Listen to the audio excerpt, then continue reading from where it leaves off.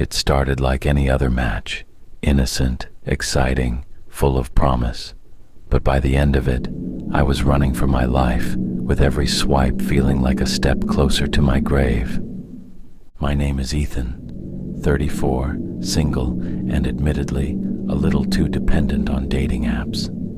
After a messy breakup a year ago, I threw myself into the endless carousel of profiles, hoping to find something, anything, that could fill the void. Most matches led to dead-end conversations or awkward first dates, but when I matched with Lila, she felt different. She wasn't just beautiful, she was captivating. Her photos exuded a quiet confidence. She looked real, relatable. Her bio was simple, looking for something real in a world full of illusions. It struck a chord. After all, wasn't I looking for the same thing? When her first message came through, I was hooked. A coffee addict who prefers iced drinks? That's a red flag, you know. It was playful and sharp, just enough to pull me in without feeling forced. Over the next few days, we talked endlessly. She had an uncanny ability to make me feel seen, understood. We shared childhood memories, fears, and dreams. She seemed to know exactly what to say to keep me engaged. But there were moments when her responses felt off. When I asked about her job, she dodged the question with a joke. When I mentioned video chatting, she claimed her phone's camera was broken. Her vagueness nagged at me, but her words always soothed my doubts. She seemed perfect, too perfect. Finally, she suggested meeting in person. Her choice was a small, cozy cafe on the outskirts of town. She called it her favorite spot.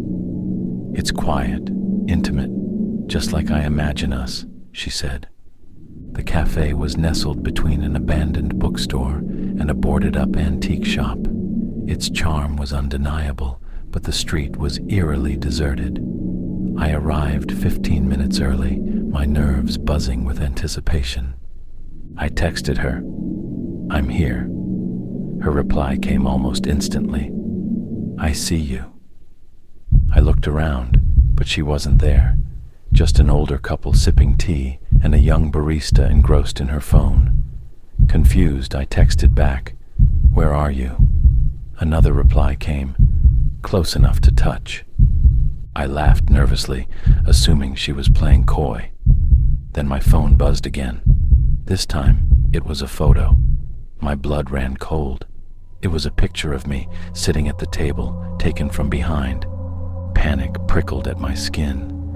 I spun around, but no one was behind me.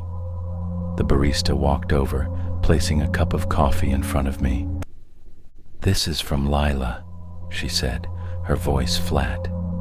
Her eyes didn't meet mine. "Where is she?" I asked, my voice shaking. The barista didn't respond. Instead, she turned and walked back to the counter without another word. I bolted from the cafe, texting Lila frantically, "What's going on? Where are you?" Her reply came seconds later, "Running won't help. I know where you live." That night, I locked every door and window, my paranoia mounting. At 3 a.m., my phone buzzed. It was another photo, this time of my apartment building, taken from the street below. The caption read, "You can't hide from me." The next day, I found an envelope slipped under my door. Inside were photos of me walking my dog, Kramer. In one, I was laughing at something, a moment I didn't even remember. The caption scrawled on the back of the photo read, "I like watching you smile." Over the next week, the taunting escalated. I began receiving daily deliveries, flowers, chocolates, and notes. One note read, "A token of my love, forever yours." Another simply said, "Don't ignore me, Ethan. I'm always near." Then, one night, I awoke to the sound of faint music coming from my living room. I crept out of bed to find a Bluetooth speaker, one I didn't own, playing our song. The song she claimed reminded her of me. The realization hit me. She had been in my home again. I installed cameras inside and outside my apartment. For a few nights, nothing happened. But on the fifth night, I caught her on film. At 1:37 a.m., the motion sensor activated. The footage showed a figure standing in my yard, staring directly into the camera. She didn't wear a mask, didn't try to hide. It was Lila. Her expression was blank, her head tilted slightly as if she was analyzing the lens. Then, slowly, she raised a finger to her lips and smiled. The next night, I found a message written in lipstick on my bathroom mirror. "Why don't you ever smile for me anymore?" Desperate and sleep-deprived, I decided to stay up all night, armed with a kitchen knife. At 2:47 a.m., I heard it. Footsteps inside my apartment. They were slow, deliberate, moving closer. My heart pounded as I crept toward the living room. There she was, Lila. Her face was pale, her expression eerily calm. "I told you I'd find you," she said, her voice soft but chilling. "What do you want from me?" I demanded, raising the knife. She smiled faintly, stepping closer. "You invited me in, Ethan, with every word, every secret you shared. Don't you see? You made this real." I lunged, but she grabbed my arm with surprising strength, twisting the knife out of my hand. "You can't hurt me, Ethan.